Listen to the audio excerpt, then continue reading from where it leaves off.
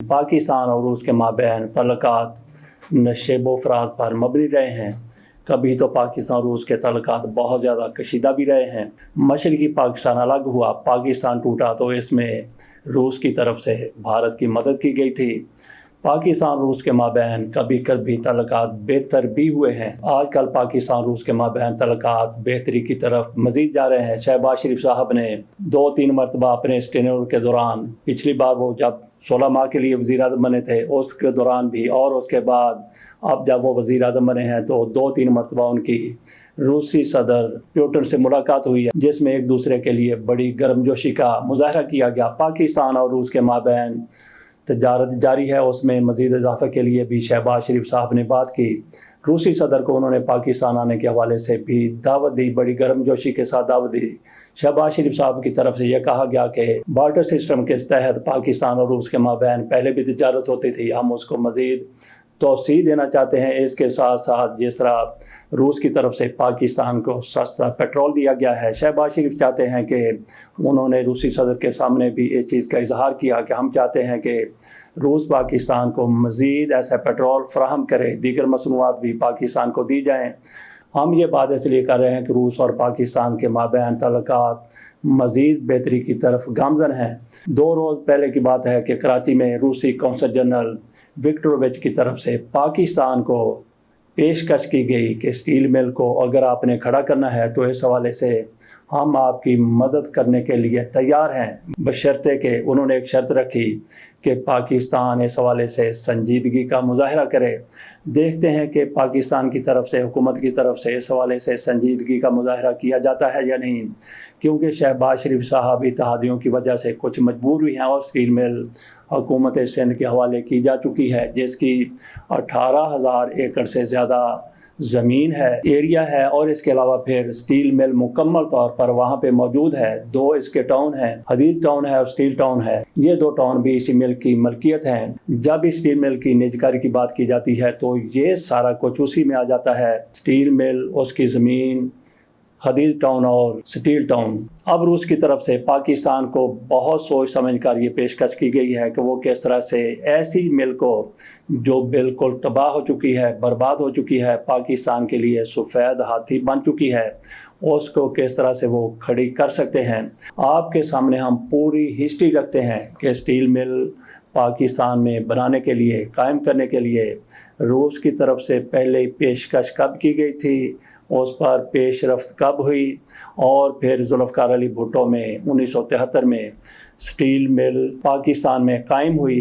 Pakistan steel mill कब बहुत ज़्यादा मुनाफे में जा रही थी, कब इसको लूटा गया, कब इसका बेड़ा गर्क किया गया, किसने ये सारा कुछ इसके साथ किया, इसकी मुकम्मल रिपोर्ट आपके सामने रखते हैं। इसकी निजकारी हुई थी तो उसमें किस तरह से 22 अरब के लिक्विड इसके असासाजात थे, उनको 21 अरब 60 करोड़ रुपए में बेच दिया गया था। असल कीमत से भी कम पर जो चीज़ें वहाँ पर पड़ी थीं, बैंक अकाउंट में भी पैसे पड़े हुए थे, तैयार मसनूआत भी पड़ी हुई थीं, इसके अलावा रॉ मटेरियल भी पड़ा हुआ था, हदीद टाउन था, स्टील टाउन था, और 18,000 से ज़्यादा एकड़ अराज़ी भी मौजूद थी। आइए हम आपको मुकम्मल रिपोर्ट आपके सामने रखते हैं, जिसमें एक एक चीज़ वाज़ेह हो जाएगी कि स्टील मिल के साथ किसने कब क्या किया।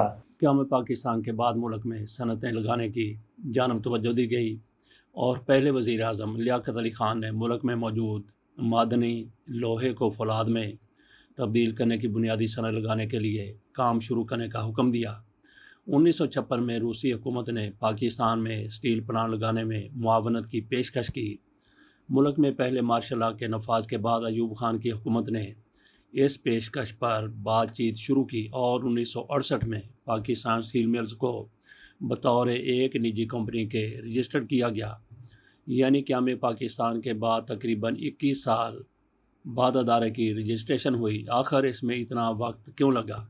पाकिस्तान स्टील मिल्स के क़याम में वक्त लगने की बड़ी वजह रूस और मगरबी जर्मनी की जानिब से पाकिस्तान को फौलाद साजी की सनत लगाने की पेशकश थी। मगरबी जर्मनी की जानिब से पाकिस्तान में सूबा खैबर पख्तूनख्वा, जो उन दिनों सूबा सरहद था, और पंजाब से मुल्हक इलाके कालाबाग में फौलाद साजी का کارخانہ لگانے کی پیشکش کی گئی، کیونکہ وہاں سے جرمنی کی ایک کمپنی خام لوہے کی کانکنی کر کے اس کو جرمنی میں واقع والیکس ویگن کمپنی کو فروخت کر رہی تھی۔ اس کی وجہ سے کمپنی نے پاکستان میں فوکسی کاریں اور ویگنیں درآمد کی۔ دوسری طرف پاکستان کے ساحلی علاقوں میں روس کی جانب سے ایک اسٹیل مل لگانے کی پیشکش کی گئی تھی، جو کہ درآمدی خام مال پر لگائی جانی تھی، مگر جرمنی کی پیشکش، جو کہ نجی سرمایہ کاری کی تھی، کو اس وقت کے وزیر توانائی ذوالفقار علی بھٹو نے مسترد کر دیا، اور 1973 میں پاکستان کے وزیر اعظم بننے کے بعد ذوالفقار علی بھٹو نے روسی پیشکش کو آگے بڑھاتے ہوئے پاکستان اسٹیل ملز کا سنگ بنیاد رکھا۔ پاکستان اسٹیل ملز کو مرحلہ وار تعمیر کرنے کا منصوبہ بنایا گیا۔ پہلے مرحلے میں 11 لاکھ ٹن کی گنجائش اور بعد ازاں پیداواری گنجائش کو بڑھاتے ہوئے 22 لاکھ ٹن کر دیا گیا۔ پاکستان اسٹیل ملز کا انفراسٹرکچر بھی مستقبل کی گنجائش کو مد نظر رکھتے ہوئے تیار کیا گیا تھا۔ پاکستان اسٹیل ملز کے لیے درکار زمین کے علاوہ اس کے ساتھ ذیلی صنعتوں کے لیے ایک خصوصی صنعتی زون بھی قائم کیا گیا، جس میں فولاد سازی سے متعلق دیگر صنعتوں کا قیام کیا جانا تھا، مگر ملک میں سیاسی وجوہات اور درآمدی مافیات اور قومی خزانے کی لوٹ مار میں دلچسپی رکھنے والوں کی وجہ سے Pakistan steel mills 11 lakh ton کی گنجائش سے آگے نہ بڑھ سکی۔ پاکستان اسٹیل ملز میں پیداوار کا آغاز 1981 میں ہوا، جبکہ افتتاح جنرل ضیاء الحق نے 1985 میں کیا، اور یہ پورا منصوبہ 27 ارب 70 کروڑ روپے کی لاگت سے مکمل ہوا۔ پاکستان اسٹیل ملز میں فولاد سازی کے متعدد کارخانے ایک ساتھ کام کرتے تھے۔ ان میں سب سے پہلا کارخانہ بلاسٹ فرنس کا تھا، جو کہ معدنی لوہے کو پگھلا کر اس کو صاف کرتا تھا۔ اس کے بعد اس سیال لوہے کو اسٹیل میکنگ میں بھیجا جاتا تھا، جہاں آکسیجن کے ذریعے جلا کر سیال لوہے کو کثافتوں سے پاک کیا جاتا اور یہاں بلٹس اور سلیب ڈھالی جاتی۔ اس کے بعد ضرورت کے مطابق لوہے کو ان سلیبز کو ہاٹ رول اور کولڈ رول ملز میں پروسیس کیا جاتا اور وہاں سے مارکیٹ میں فروخت کے لیے بھیج دیا جاتا۔ اسٹیل ملز کی ضروریات پوری کرنے کے لیے اس کے ساتھ 100 میگا واٹ کا بجلی کا پلانٹ، آکسیجن پلانٹ، کوئلے کو کوک میں تبدیل کرنے کے لیے کوک اوون، بیٹری، کوئلے اور معدنی لوہے کی درآمد کے لیے پورٹ قاسم پر جیٹی، اس کو منتقل کرنے کے لیے کنویئر بیلٹ کی تعمیر بھی کی گئی۔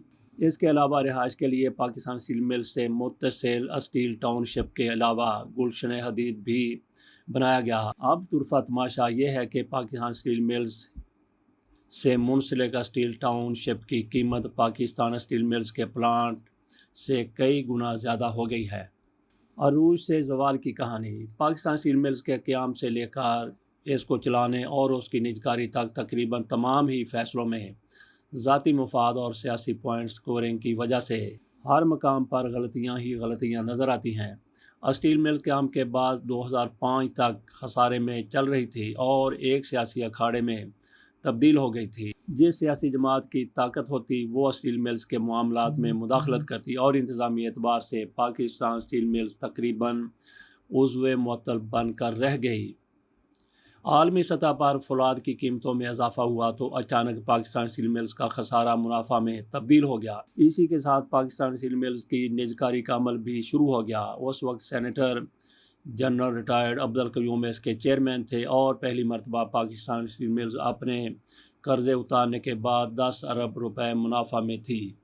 جنرل ریٹائرڈ عبدالقیوم کو جنوری 2004 میں جنرل پرویز مشرف نے ریٹائرمنٹ کے بعد پاکستان اسٹیل مل کا چیئرمین مقرر کیا۔ جنرل ریٹائرڈ عبدالقیوم کہتے ہیں کہ اپنی اہلیہ کی بیماری کی وجہ سے وہ اسائنمنٹ لینے کو تیار نہ تھے، جس پر پرویز مشرف نے انہیں قائل کیا کہ یہ اسٹیل ملز ایک قومی اثاثہ ہے اور اس کو چلانا اور بہتر بنانا ایک قومی خدمت ہے، جس پر انہوں نے اسٹیل ملز کو چلانے کا ایک ٹاسک اپنے ذمہ لیا۔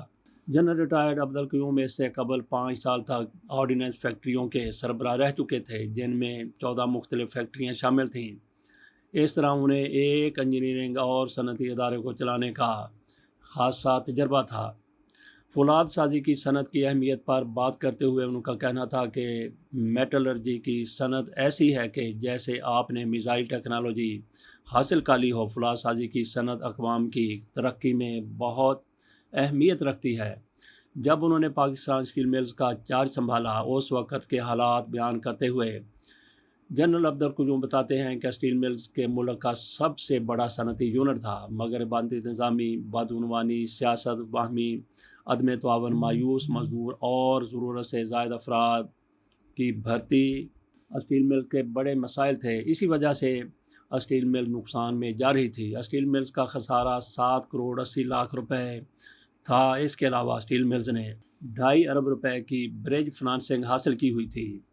تمام تر مسائل کے باوجود وہ اپنے سابق چیئرمین اسٹیل ملز کو الزام دینے کے بجائے ادارے کے لیے کی گئی کاوشوں کو سراہتے ہیں اور کہتے ہیں کہ سابقہ انتظامیہ نے اسٹیل ملز کی بحالی کا ایک پروگرام مرتب کیا تھا جس پر بتدریج عمل کیا گیا۔ جنرل عبدالقیوم کا کہنا ہے کہ ادارے کی تیار کردہ مصنوعات چند خریداروں کو سستی فروخت ہو رہی تھی اور مڈل مین انتہائی زائد منافع پر اسے فروخت کر رہا تھا۔ فائدہ اسٹیل ملز یا اس کے مصنوعات کو استعمال کرنے والوں کے بجائے مڈل مین کو ہو رہا تھا۔ جنرل قیوم کہتے ہیں کہ چیئرمین کو عہدہ سنبھالنے کے بعد انہوں نے قابل افسران کی ٹیم بنائی، مصنوعات کی قیمتوں میں اضافہ کیا۔ اس کے بعد ملازمین کے جذبے کو بڑھانے پر کام ہوا۔ وہ محنت کشوں کا لباس پہن کر ان میں گھل مل جاتے، ان کے ساتھ کھانا کھاتے، ملازمین کو پلانٹ پر فراہم کردہ کھانے کو بہتر بنایا۔ پاکستان اسٹیل مل کی رہائشی کالونی اسٹیل ٹاؤن میں محنت کشوں کے گھروں کی مرمت اور دیکھ بھال کی۔ گلشن حدید میں ملازمین کو پلاٹس دیے۔ انہوں نے بتایا کہ ایک پلاٹ بطور چیئرمین میرے لیے بھی دیا گیا جس کی مالیت اس وقت 30 سے 40 لاکھ کے درمیان ہوگی، مگر میں نے یہ پلاٹ واپس کر دیا جس کو میرے بعد آنے والے چیئرمین نے لے لیا۔ ملازمین کی فلاح و بہبود سے ان کی کارکردگی میں اضافہ ہوا۔ اس کے ساتھ ہی بہتر کاروباری منصوبہ بندی نے اسٹیل ملز کو منافع بخش ادارہ بنا دیا۔ اسٹیل ملز نے پہلی مرتبہ قبل از ٹیکس منافع 18 ارب روپے کمایا اور اس کے علاوہ حکومت کو 6 ارب روپے کا ٹیکس بھی ادا کیا۔ اس وقت حکومت نے اسٹیل ملز کی نجکاری کا فیصلہ کیا۔ اس کے لیے بنائی گئی آڈٹ رپورٹ میں بتایا گیا کہ پاکستان اسٹیل ملز کے پاس 6 ارب روپے کا خام مال، اسی مالیت کی تیار مصنوعات اور اکاؤنٹ میں 10 ارب روپے موجود تھے، جبکہ اسٹیل ملز پر تمام قرضے بھی اتار دیے گئے تھے۔ یعنی اسٹیل ملز کے لیکوڈ اثاثوں کی مالیت 22 ارب روپے تھی، مگر اسٹیل ملز کو اس سے بھی کم یعنی 21 ارب 68 کروڑ روپے میں فروخت کر دیا گیا۔ اسی فروخت پر جنرل پرویز مشرف کو ایک مکتوب تحریر کیا گیا جس میں بتایا گیا کہ 22 ارب روپے کی لیکوڈ اثاثوں سے بھی کم قیمت پر پاکستان اسٹیل مل کو فروخت کر دیا گیا ہے۔ قیمت فروخت میں پلانٹ، 4,500 ایکڑ زمین، 18 railway engine, 72 kilometre railway track, 110 kilometre طویل سڑکیں، جیٹی اور کنویئر بیلٹ اور سب سے بڑھ کر اسٹیل ٹاؤن شپ کو تو قیمت کا حصہ بنایا ہی نہیں گیا۔ جنرل قیوم کہتے ہیں کہ میرا مشورہ حکومت کو تھا اور یہی مشورہ مقرر کردہ مالیاتی مشیر نے بھی دیا کہ اسٹیل ملز کی نجکاری بتدریج کی جائے، اس کے حصے اسٹاک ایکسچینج میں فروخت کیے جائیں، جس کے بعد یہ ادارہ کسی اسٹریٹجک سرمایہ کار کو بہتر قیمت پر بیچ دیا جائے۔ مگر سپریم کورٹ نے نجکاری کو کالعدم قرار دیا اور میں نے اپنے عہدے سے، جنرل ملک عبدالقیوم کہتے ہیں، کہ استعفیٰ دے دیا۔ میرے بعد اسٹیل ملز میں لوٹ مچ گئی اور لوگوں نے ادارے کو نوچ کھایا۔ وفاقی حکومت نے جب اسٹیل ملز کی نجکاری کا فیصلہ کیا تو سال 2006 میں اسٹیل ملز عارف حبیب گروپ اور سعودی سرمایہ کاروں کو تقریباً 21 ارب روپے میں فروخت کر دی گئی، مگر اس نجکاری کے خلاف سپریم کورٹ میں مقدمہ چلا اور اس وقت کے چیف جسٹس افتخار محمد چودھری نے اسٹیل ملز کی نجکاری کو کالعدم قرار دے دیا۔ اس فیصلے نے ملکی سیاست پر گہرے اثرات مرتب کیے۔ پاکستان اسٹیل کی نجکاری کالعدم قرار دینے پر جنرل پرویز مشرف نے چیف جسٹس کو معزول کر دیا اور وکلاء تحریک نے جنم لیا۔ یوں لگتا ہے کہ پاکستان اسٹیل کی نجکاری کو کالعدم قرار دینے سے شروع ہونے والی لڑائی ملک میں جمہوریت کی بحالی میں تو کامیاب ہوئی، مگر پاکستان اسٹیل ملز کے لیے فیصلہ کچھ اور ہی کیا جا چکا تھا۔ 2008 میں پاکستان پیپلز پارٹی کی حکومت قائم ہوئی تو ساتھ دنیا میں کساد بازاری نے جنم اور امریکہ سے شروع ہونے والے سب پرائم لون بحران نے معیشتوں کو گرانا شروع کیا۔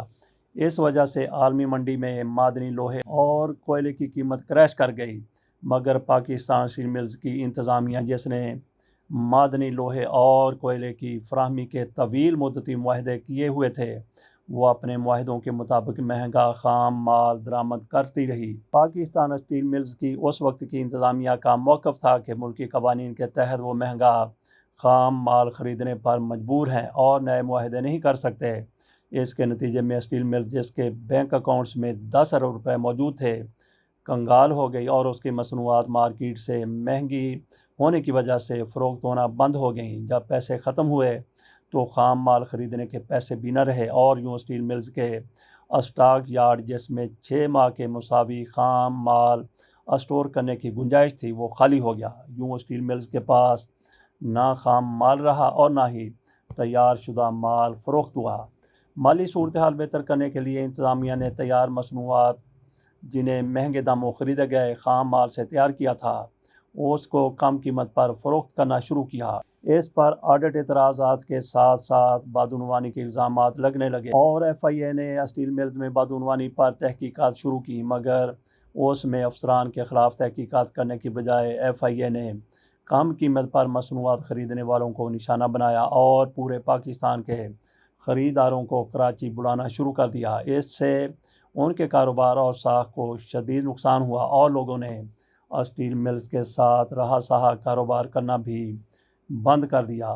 2012 میں میجر جنرل ریٹائرڈ محمد جاوید کو، جو پہلے ہی 2006 سے 2008 تک 2 سال پاکستان اسٹیل ملز کے چیئرمین رہ چکے تھے، ادارے کا چیف ایگزیکٹو تعینات کیا گیا۔ انہوں نے اسٹیل ملز کو چلانے کی بہت کوشش کی اور پیداواری گنجائش کو جیسے ہی اوپر لانا شروع کیا تو سوئی صدرن نے گیس منقطع کر دی۔ اس سے پیداواری عمل رک گیا اور کاوشیں دھری کی دھری رہ گئیں۔ 2018 میں نواز شریف حکومت کی جانب سے پاکستان اسٹیل ملز کی بحالی کا منصوبہ منظور نہ ہونے پر انہوں نے عہدے سے استعفیٰ دے دیا۔ اسی دوران وفاقی حکومت نے پاکستان اسٹیل ملز کو چلانے کے لیے کوئی کاوش تو نہ کی، مگر ملازمین کی تنخواہوں کے لیے پیسے دیتی رہی، جس سے اسٹیل ملز پر قرضہ بڑھتا چلا گیا۔ پاکستان اسٹیل ملز کو بحال کرنے کے لیے تحریک انصاف نے ملازمین سے بھرپور وعدے کیے، مگر ان کے دور میں ملازمین کی بڑی تعداد کو فارغ کر دیا گیا۔ اسٹیل ٹاؤن شپ تقریباً خالی ہو گئی اور کبھی آباد بنگلے اب بھوت بنگلے کا منظر پیش کر رہے ہیں۔ پاکستان اسٹیل ملز کے مجموعی قرضے اور نقصانات جولائی 2023 سے 526 ارب روپے سے تجاوز کر چکے ہیں، مگر اسٹیل ملز کا مالیاتی ڈیٹا اس وقت عوامی سطح پر دستیاب نہیں ہے۔ اسی لیے سابق وزیر خزانہ مفتاح اسماعیل کا کہنا تھا کہ اسٹیل ملز اور پی آئی اے کا قرضہ 2 اور ادارے مفت لے لو، کیونکہ ایک اسٹیل ملز لگانے کا مجموعی خرچہ 50 سے 100 ارب روپے کے درمیان ہے، جبکہ اسٹیل ملز پر واجب الادا رقم نیا کارخانہ لگانے سے 5 گنا سے زائد بڑھ چکی ہے۔ کیا پاکستان اسٹیل ملز کو چلانا حکومتی ملکیت میں ممکن ہے؟ اس حوالے سے ممریز خان، جو کہ پاکستان اسٹیل ملز کی نجکاری کے خلاف سپریم کورٹ میں مقدمے میں پیش تھے، ان کا کہنا ہے کہ اسٹیل ملز کی نجکاری کے بغیر بھی اس کو بحال کیا جا سکتا ہے۔ سب سے پہلے حکومت کو اس کے بورڈ آف ڈائریکٹرز کی تنظیم کو ازسر نو تشکیل کرنا ہوگا، پیشہ ورانہ انتظامیہ، تربیت یافتہ افرادی قوت کے ساتھ ساتھ بزنس کمیونٹی کا اعتماد بحال کرنا ہوگا۔ اسٹیل ٹاؤن شپ کی مالیت اسٹیل ملز سے زائد ہو گئی ہے۔ اسٹیل ملز سے ملحق پورٹ قاسم پر زمین کی قیمت 10 کروڑ روپے فی ایکڑ سے بڑھ کر زیادہ ہو چکی ہے۔ اس کی فروخت سے بھی اسٹیل ملز کی بحالی کی جا سکتی ہے، جبکہ 15 ارب ڈالر کی بدعنوانی کرنے والے افراد کے خلاف سخت کارروائی کی جائے۔ ممریز خان کی دلیل سے اتفاق نہیں کیا جا سکتا، کیونکہ پاکستان اسٹیل ملز کی تباہی کی اصل وجہ اس کے مالک یعنی وفاقی حکومت کی عدم توجہی، سرخ فیتے اور اس کے علاوہ بدعنوانی ہے۔ کاروبار میں فیصلہ سازی بروقت اور پیشہ ورانہ بنیادوں پر کی جاتی ہے، مگر پاکستان اسٹیل اور دیگر حکومتی کاروباری اداروں میں ہر کام کی منظوری وفاقی حکومت سے درکار ہوتی اور بیشتر معاملات وزیر اعظم کابینہ، ای سی سی یا وزارت میں منظوری کے لیے بھیجے جاتے ہیں۔ اور یہ منظوری میں اتنا وقت لے لیتے ہیں کہ مارکیٹ کی صورتحال تبدیل ہو چکی ہوتی ہے۔ پاکستان اسٹیل مل سے قبل ملک میں کوئی بھی اس قدر بڑا صنعتی کمپلیکس موجود نہ تھا اور نہ اب ہے۔ پاکستان اسٹیل ملز اگر مختلف کارخانوں پر مشتمل ہے تو اس کے ہر کارخانے کو چلانے کے لیے انتظامیہ اور کاروباری منصوبہ بندی بھی الگ الگ ہونا چاہیے۔ پاکستان اسٹیل میں فولاد سازی بند ہوئی تو آکسیجن پلانٹ کو کیوں بند کیا گیا؟ پاکستان اسٹیل ملز میں لگی کوک اوون بیٹری دنیا میں کوک بنانے کے چند کارخانوں میں سے ایک ہے۔ اگر اس کو چلانے کی کوشش کی جاتی تو کوئلے کو درآمد کر کے اس سے کوک بنا کر دوبارہ ایکسپورٹ کیا جا سکتا تھا، جبکہ اس عمل میں پیدا ہونے والی قیمتی گیسوں کا فائدہ الگ ہوتا۔ اگر اسٹیل ملز کا اسٹیل میکنگ ڈپارٹمنٹ بند تھا تو اس کے ہاٹ اور کولڈ رول تو کام کر سکتے تھے۔ بیرون ملک سے سلیب اور بلٹ منگوا کر اس کو ہاٹ یا کولڈ رول میں تبدیل کیا جا سکتا تھا، مگر انتظامیہ ایسا کرنے میں ناکام رہی کیونکہ اس کو ہر عمل کی منظوری وفاقی حکومت سے لینا ہوتی، جو کہ بطور مالک اسٹیل ملز کو چلانے میں دلچسپی لے ہی نہیں رہی تھی۔ اس کے علاوہ پاکستان اسٹیل ملز کے لیے فراہم کردہ زمین کی لیز، گیس فراہمی کا معاہدہ، پورٹ قاسم جیٹی کی لیز اور فراہمی آب کے معاہدے ختم ہو چکے ہیں اور ان کی موجودہ قیمت یا کرایہ داری مالیت پر دوبارہ لیز کرنا ایک مہنگا سودا ہوگا۔ پاکستان اسٹیل ملز کو دو کمپنیوں میں تقسیم کر دیا گیا ہے۔ پہلی company Pakistan steel mills corporation ہے، جس کے پاس اسٹیل ملز کے نقصانات اور واجبات کی ادائیگی ہے، جبکہ پلانٹ کو الگ کر دیا گیا ہے۔ پلانٹ کے steel corporation of Pakistan limited کو فروخت سے ملنے والی رقم سے پہلے اسٹیل ملز پر چڑھا ہوا قرض اتارا جائے۔ پاکستان اسٹیل ملز کارپوریشن نے چین کی کمپنی ڈونگ ہوا سے ایک مفاہمت کی ہے، مگر مفاہمت پر متعدد اختلافات سامنے آئے ہیں۔ پاکستان اسٹیل ملز کے حوالے سے پاک چائنا انویسٹمنٹ نے مئی 2023 میں ایک دستاویز جاری کی جس میں پاکستان اسٹیل مل کی فروخت سے متعلق متعدد اختلافات سامنے آئے ہیں۔ اس کے مطابق 22 لاکھ ٹن کی اسٹیل ملز کے لیے 300 ایکڑ زمین بہت ہے۔ سرمایہ کار 1229 ایکڑ زمین کی قیمت کیوں ادا کرے اور آئندہ 30 سال کی لیز کے لیے 57 ارب روپے کی رقم ادا کرنا ممکن نہیں ہے۔ کمپنی زمین کی 30 سال کی لیز کی بجائے پلانٹ کی لائف مکمل ہونے تک زمین کی مالیت دینے کا معاہدہ چاہتی ہے۔ اس کے علاوہ پورٹ قاسم جیٹی کے استعمال پر پاکستان اسٹیل ملز کو جو بھی مراحت دی گئی تھی وہ ان کا تسلسل چاہتی ہے، مگر پورٹ قاسم اتھارٹی نے اس حوالے سے تجارتی بنیادوں پر جیٹی کے چارجز لینے کی خواہش مند ہے۔ فولاد سازی کے کسی بھی کارخانے کے لیے پانی وہی حیثیت رکھتا ہے جو جسم میں دوڑتا خون۔ اس پر سرمایہ کار اور اسٹیل ملز کے درمیان تنازع موجود ہے۔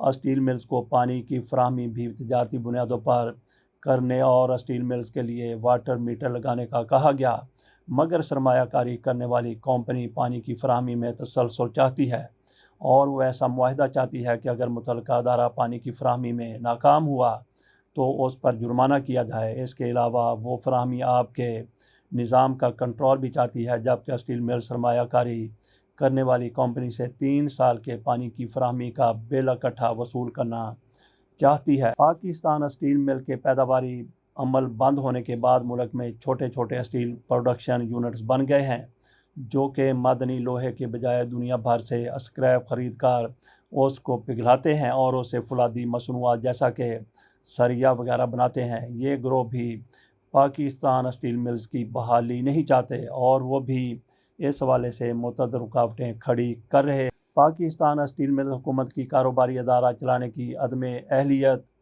بر وقت فیصلہ سازی کے فقدان، نااہلی، بدعنوانی اور مافیاز کی ملی بھگت کا شکار ہوئی اور اپنی تمام تر کاروباری اہمیت کے باوجود ملکی معیشت میں اپنا کردار ادا کرنے کے بجائے قومی خزانے پر ایک بوجھ بن گئی ہے۔ پاکستان اسٹیل ملز کو جب لگایا گیا تھا تو اس کو متعدد مراد دی گئی تھی۔